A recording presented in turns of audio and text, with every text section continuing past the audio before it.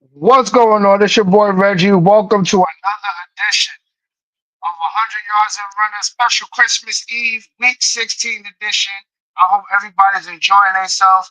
But I'm not going to waste your time. We got some games to go into. I'm going to get right into these games.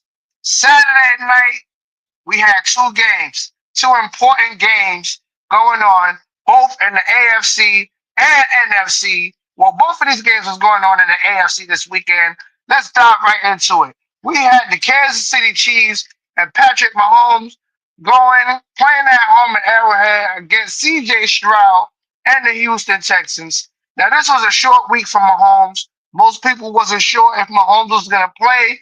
Him going down with the ankle injury last week, but Pat Mahomes is Pat Mahomes. When you got something to prove and you go out there, you want to go for a three-peat. Patrick Mahomes laced up his boots, went out there, played at Arrowhead, got the job done, winning by a score of 27-19. Now I said Kansas City going into the playoffs is going to be a dangerous team. They locked down that number one seed with 14-1 going into the playoffs. It's going to be tough to beat this team in the playoffs. They got all their receivers back. Hollywood Brown came back healthy. Pacheco is back healthy. These guys is dangerous in the playoffs, man. With a 14-0 record, let's see who won't stop the Kansas City Chiefs. Moving on to the rivalry of the century that most people say it is. It's the rivalry of the century to me. We had Lamar Jackson and the Baltimore Ravens playing host to those bad boys in Pittsburgh, Mike Tomlin and the Pittsburgh Steelers. Now, everybody that knows this rivalry, from Ray Lewis to Ed Reed to Ben Roethlisberger to Jerome Bettis, Pittsburgh and Baltimore has one of the greatest rivalries in the National Football League, and there was nothing but a spectacular show put on by your boy Lamar Jackson. And to me, he's the MVP. I know we got a lot of front runners going into the season, but Lamar Jackson is proving to me once again that he's the MVP of the league. And being MVP of the league, can you get a Super Bowl under your belt? You got the job done in Baltimore, beating Pittsburgh by a score of 34-17. It was an amazing game to watch. Like I said, this rivalry, it could have gone either way. It's been going back and forth for years since I was a kid watching this rivalry, and it put on a show. You know what did not put on the show? Aaron Rodgers and the New York Jets. And I'm going to dig in Aaron Rodgers right now because he's talking about taking a pay cut, coming back to New York next year to play a quarterback for the Jets. I don't know about that. Let's see. But y'all played the Rams this week, and the Rams is proving that they could be a playoff team too. Unfortunately, y'all was in MetLife Stadium, and y'all couldn't get the job done. The Rams were in there and got the job done, winning by a score of 19-9. You heard me right, 19-9. The New York Jets need to just reorganize their whole team. You fire your general manager, you fired your head coach. I have no idea what the Jets are going to do from here on out to get that franchise together and get them occupied to work as a unit. This season wasn't it. Yeah, 3-11 now. Might as well just go in a draft and get you a draft. Get a draft pick. Get a good draft pick. But moving on. This was a game to me that I thought Philly was going to lock down. Unfortunately, it wasn't the case. We had Jaden Daniels. My guy, what's going on? We had Jaden Daniels and the Washington Commanders going against Saquon Barkley, Jalen Hurts, and the Philadelphia Eagles.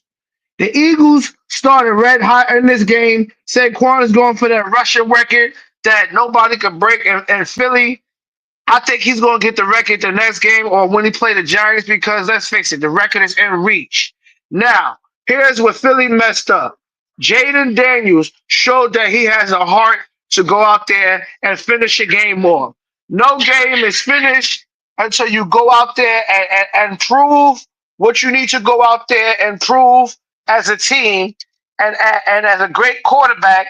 To do that, Jaden Daniels carried his team, him and Terry McLaurin, went in there in the fourth quarter and got the W by a score of 36-33. Now, I know Philadelphia fans was upset about this game. Y'all could have locked down that second seed in the playoffs, but Washington got something to prove too. And Jaden Daniels is showing that, hey, why can't not be us? Y'all had y'all time. It's our time now. So, can they be dangerous in the playoffs? It's on them. Like I said, it's determined on seeding and who are you playing in the playoffs when it comes to seeding. It's dangerous in the playoffs. You know who else is not dangerous? And one of our viewers said, "Fuck the Giants and the Jets," and I'm about to get on the Giants right now because Atlanta, y'all finally listened to me this week when I've been said y'all should have been benched Kirk Cousins. Why did you draft Michael Penix Jr. if you're just gonna have Kirk Cousins? Y'all record could have been better. You could have bloomed this quarterback to go out there. I know he's a lefty and Kirk Cousins is a righty, but we got some lefty quarterbacks in the NFL that slept on, and Michael Penix Jr. was that. I know that y'all played the New York Giants, but the Giants only scored 7 points and have Atlanta put up 34 on y'all. Yeah, another team that needs to draft a quarterback. Drew Lock wasn't it from Seattle. Then you had Tommy DeVito. He's not it. You let go Daniel Jones. He wasn't it either. Draft a quarterback. Look at your coaching staff. Take a page from the Jets book. If you have to fire your GM to get some type of spark in the Giants organization, listen and do that to make your organization better. Moving on from the Giants, we had the Arizona Cardinals going against the Carolina Panthers. Now, both of these teams are not in the playoffs, so none of these teams had something to prove. Carolina was playing at home. Unfortunately, they got the W by 2 field goals in overtime, the last second. Missed tackles is one thing in the NFL. When you're a player and you're getting paid all this money and you're getting defenders running down your throats and you only can put up 7 points, it's unacceptable. And to come back and lose in the overtime and leave a receiver wide open to lose in overtime, it sucks. To tie it up in the game, to take it to overtime, to lose in overtime, I feel bad for y'all. Maybe next season will be better for y'all. Moving on, we had Joe Burrow and the Cincinnati Bengals playing host to the Cleveland Browns. Now, the Cleveland Browns season has not been great since Deshaun Watson went down with an injury. Now, Joe Burrow is trying to see that there's hope in the playoffs for the Bengals to make the playoffs. Y'all played the Cleveland Browns. I mean, they stink, ladies and gentlemen. Let's go to what it is. Unfortunately, Joe Burrow and the Cincinnati Bengals did what they're supposed to do at home, winning by a score of 24-6. Now, you have some high and low scoring games, and just to put up 6 points, and you're playing in Cincinnati to put up 6 points on Joe Burrow and the Bengals is not going to beat them at Cincinnati. Another game that was close to me, none of these teams are in the playoffs, but they're playing for positions in the draft. We had the Indianapolis Colts playing host to the Tennessee Titans. Now, both of these quarterbacks are rookies, and Anthony Richardson and I forgot the other guy's name. His name will come to me. But Tennessee and Indianapolis, y'all got quarterbacks that could be quarterbacks in the future. Unfortunately, the Colts went in there and got the job done, winning by a score of 38-30. You're not in the playoffs, so position yourself, get some better players, get a better coach to make yourselves a threat next season. You know who's in the playoffs, though? and trying to lock down the number one seed in the NFC. My boy Chaos gonna love me for this one. Shout out to the Detroit Lions. And I get that y'all played the Bears. I get that last week, yeah, and before that, y'all put up a 40 piece against Josh Allen and the Buffalo Bills, and it wasn't enough. But you got the job done this week. You beat the Bears by a score of 34-17. Now I get that the identity of Chicago, drafting Caleb Williams, building players around Caleb Williams, bringing in Keenan Allen and Roma Doomsday and losing Swift at running backs. And listen, Chicago, if you're listening, hear me out. Get a better defensive coach. Get a coach that is going to take time with Caleb Williams. Get time to teach him the playbook in Chicago. Because whatever's going on in Chicago and Caleb Williams to put up only 17 points. Now I get that y'all played the Lions, but y'all got to do better than that. Maybe y'all everybody was talking y'all could possibly be a playoff team. I said it was too early. I've been saying this since week 2. It's too early to call. He's a rookie. Rookie quarterbacks just don't come in and guide their teams to the playoffs. It just don't happen in the National Football League. We haven't seen it now, and I don't know if we're going to see it anytime soon. Next, we had the Minnesota Vikings. They also was doing great this year, and I was bigging up this quarterback, Sam Darnold. He could be a threat. I said it, and my boys are saying, nah, Sam Darnold's not going to do this. He's a great backup quarterback. He's not going to lead a team. Look at the Minnesota Vikings record now. Now, they're going through a lot with Randy Moss, one of my favorite wide receivers of all time, battling cancer right now. Shout out to Randy and his family. I hope he get through this. But the Vikings went in there and dedicated this win to Randy Moss and got the job done. And it was a close game, beating the Seattle Seahawks by a score of 27-24.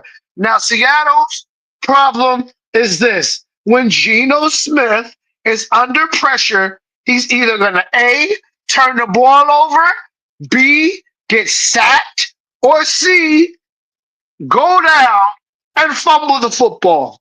Seattle, your problem is your offensive line. If you can't get that offensive line together, your players are not going to be successful. Your quarterback is not going to be successful. If you got a quarterback like Geno Smith and Pat Mahomes, who leads the league and taking hits, that's unacceptable. But teams are finding ways to win. That's why their records stand for themselves.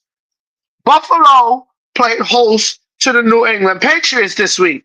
Now, Buffalo is another team in the AFC trying to lock down that second seed. And the Patriots, let's face it, you guys haven't been the same since Tom Brady left.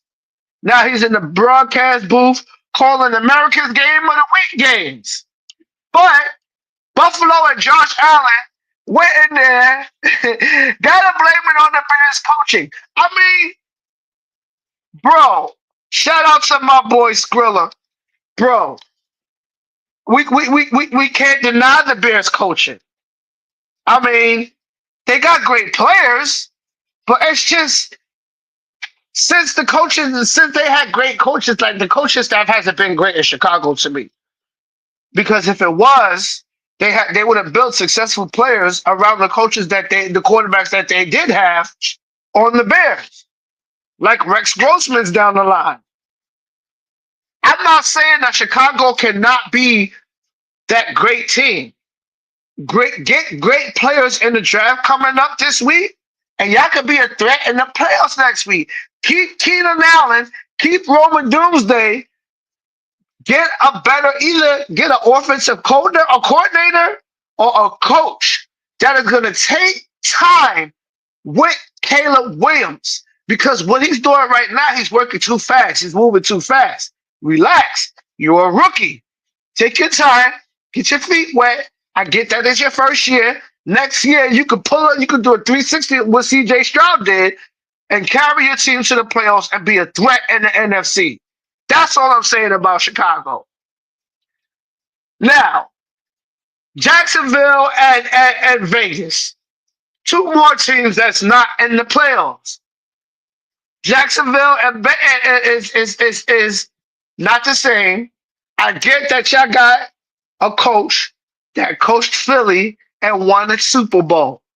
Great for him. But since he went to Jacksonville, he tried to recreate that magic, getting Trevor Lawrence. Then you bring in Nick Foles. Then you bring in Matt Jones from New England to do what? That's another team that's not successful. And Vegas, I just don't know what to say about y'all. Since y'all got Antonio Pierce as y'all coach, y'all trying to find your identity, y'all trying to find quarterbacks, and y'all keep letting them go. You had Jimmy G, he went down.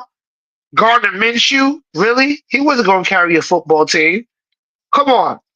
Get better in the draft next year, but you did beat the Jacksonville Jaguars by 4 points. Great for y'all. Moving on.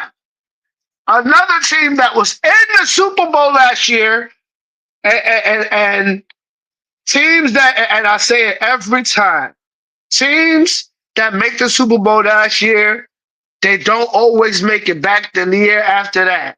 And we could say the same thing for the San Francisco 49ers. Now I get everybody's going to hit me up or might hit me up about oh, San Francisco was going through injuries. What teams has not gone through injuries? Defense is really good too. I give you that. Chicago's defense can be really good. They can be great. Get the right coach. Look at what Brian Flores did with the Vikings defense. Now I know Brian Flores is not going to be with the Vikings next year. If y'all can get a coach like Brian Flores or Chicago's defense, and he coaching them young boys up to be great defensive players, yes, then I can see Chicago doing something next year. But San Francisco and Miami, both of these teams are trying to position themselves in the playoffs. Miami letting go Odell Beckham. San Francisco hasn't been the same since Christian McCaffrey went down. Miami went in there and got the job done. Now, y'all not even in the playoffs.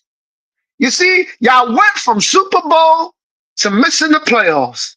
San Francisco. It's going to hurt me to say this because Kyle Shanahan is a great coach.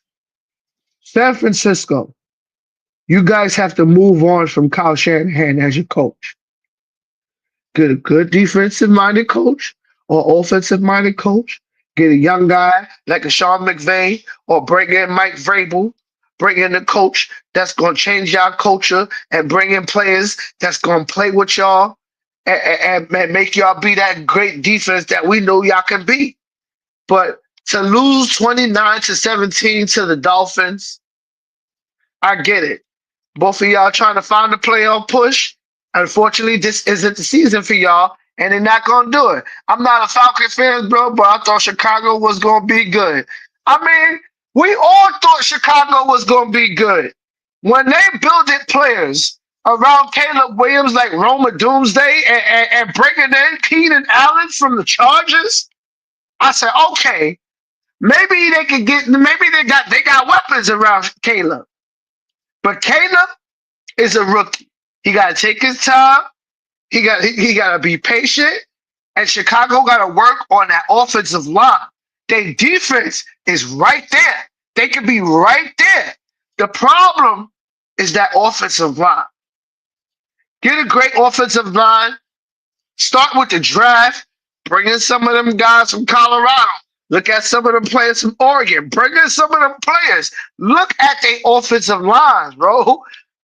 People don't talk about college football that much, but a lot of these college players coming in the NFL, coming out of these camps and these schools, a lot of them are offensive linemen. And people like Kansas City, people like Philly, Washington, they work on that offensive line. Chicago could do the same thing. Get a great offensive line to work around Caleb Williams.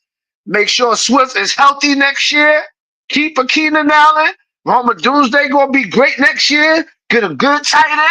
Y'all straight. That's all Chicago need. But this year, Caleb kind of rushed it a little bit, and that offensive line wasn't it. Y'all could have been in the playoffs. Could have been, but maybe next year could be y'all year. Who knows? You know who else could have been in the playoffs, but wasn't? And they waited to the last minute. And I don't feel sorry for the team at all.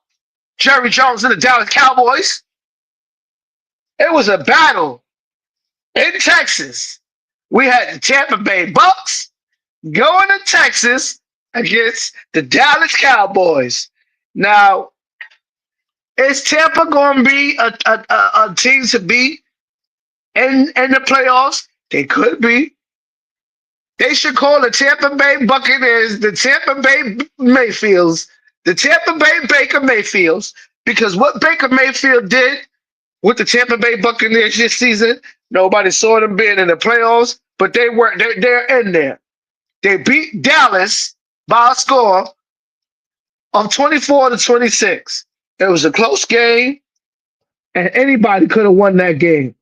Dallas were in there, and it was just a disappointing season for Dallas. You know who else had a disappointing season? How do I feel about Michael Penix? That is a great question. I'm gonna answer that right now before I get on the Green Bay and New Orleans game. Michael Penix Jr. And I said this week 3 or week 4 when Kirk Cousins was fucking up. Excuse my language, messing up. Not paying attention. I get that. He was making a lot of money, but they should have started Penix right away. Let him learn the system, and their record could have been better than what it is. I seen Michael Penix play in college, and I love what I seen of him. And I said, when I seen it, I was like, man, this boy got an arm. He could be the next Mike Vick or Donovan McNabb. He could be a good quarterback if they start him right. They wait till now, week 16 going to 17 to start him against the Giants. Imagine what Michael Penix Jr. could have been doing against teams. I want to see him at teams like the Vikings. Make him go against teams like the Bears, the Lions, the Washington Commanders. I would have loved to see Michael Penix Jr. go one-on-one with Jaden Daniels. Who wouldn't? 2 generational quarterbacks going one-on-one. That's great to me. But that's my feelings about Michael Penix Jr. He's talented, and Atlanta should have started him way more. They should have gave him a chance. They should have took a page out of Mike Tomlin's playbook. All right, I'm going to see what Justin Fields could do. You got a 4-2 record? Bet. I'm going to bring in Russ. And look at what Russell Wilson is doing. He is cooking right now. Atlanta, y'all should have let Michael Penix Jr. do the same thing. If it wasn't working for Kirk Cousins 2-3 games, all right, I'm going to bench Kirk Cousins and I'm going to sign Michael Penix Jr. I'm going to get him out there and see what he can do. Look what that boy did. They put up 34 points against the New York Giants. You know who else put up 34 points? The Green Bay Packers. Monday night. I mean, yeah, that's this Sunday. Monday night, we had the Packers going one-on-one with the Rams. Now, I know New Orleans fans is going to hate me for this one, but you haven't been the same since Drew Brees. Michael Carr, or Derek Carr, whoever his name is, Derek Carr, that's him. Derek Carr, you stink. That's why Vegas let you go. Derek Carr ain't it. Alvin Kamara went down. Taysom Hill went down. They got Rashid Shaheed, another fast receiver, had up and down year that he wasn't doing that much this year. Let's face it, the Saints, this wasn't your year at all. Your coach stunk. He didn't know what he was doing. So y'all took a page out of the Jets playbook and we're going to fire our coach mid-season. You didn't even score a point last night. The worst team of the week, ladies and gentlemen, this week is the New Orleans Saints. To go into Lambeau and not score at all? Nothing. Green Bay kicked y'all behind by a score of 34-0. Zero. Donut. Nada. Zip. Zilch. Nothing. Nothing? You can't put up even a field goal? Nothing. Y'all made Jordan Love look like he was Brett Favre out there. Oh, this is what Aaron Rodgers supposed to be doing. So y'all made Jordan Love look like he was Aaron Rodgers back in 2012. That's what he was looking against last night against the Saints. It was so sad that I couldn't even finish watching that game. I was flicking back and forth between, I know this is a football show, but I was flipping back and forth between Monday Night Raw and that game. That's how bad the Saints lost last night. To not put up nothing. They didn't even score last night. I couldn't do it. I was shocked. Folks, tomorrow, week 17. Now I know a lot of people, and everybody was like, okay, we're gonna watch this game just because of Beyonce. No, that's not it. Tomorrow, Netflix. Get Netflix if you don't have Netflix. We got 2 games streaming live on Netflix Christmas Day. We have the defending Super Bowl champion Kansas City Chiefs going into Pittsburgh, taking on Russell Wilson and the Pittsburgh Steelers. And the game that I want to see, we got C.J. Stroud and the Houston Texans playing at home against Lamar Jackson and the Baltimore Ravens. And the halftime show tomorrow is going to be performed in Houston. No other by the Beehive herself. All of my Beehive people stand up. Beyonce is going to be headlining tomorrow's Houston and Baltimore halftime show. That is live tomorrow on Netflix. And then Thursday on Prime, we have Geno Smith and the Seattle Seahawks trying to push their way. They're easily pushing their way into the playoffs. They taking on Caleb Williams and those Chicago Bears. Don't forget that we got 2 games coming on tomorrow on Netflix starting at 1 p.m. Don't forget. My boy said to get their asses whooped. They probably are, but we got Pat Mahomes and the defending Super Bowl champions. They're 14-1 going into Pittsburgh. They could be 14-2 or they could be 15-1. I don't know, but check those games out. I want to wish all of my viewers, all of you, a Merry Christmas. Thank you for vibing with me this week at week 16 in the NFL. Don't forget, tomorrow, get your popcorn, get your eggnog, get your drinks, whatever y'all prefer. Sit back, relax, open gifts, spend time with your loved ones, get a good meal. I know some of my people is going to be watching NBA games, which is great because you got 4 of them coming on tomorrow. Good ones at that. But be sure to catch these NFL games live on Netflix. I want y'all to join me next week. Week 17 is going to be great, man. Like I said, I want to thank my viewers for tuning in. Merry Christmas to all of my viewers. Enjoy. Peace and love. Your boy Reggie. Salute. I'm out. Peace.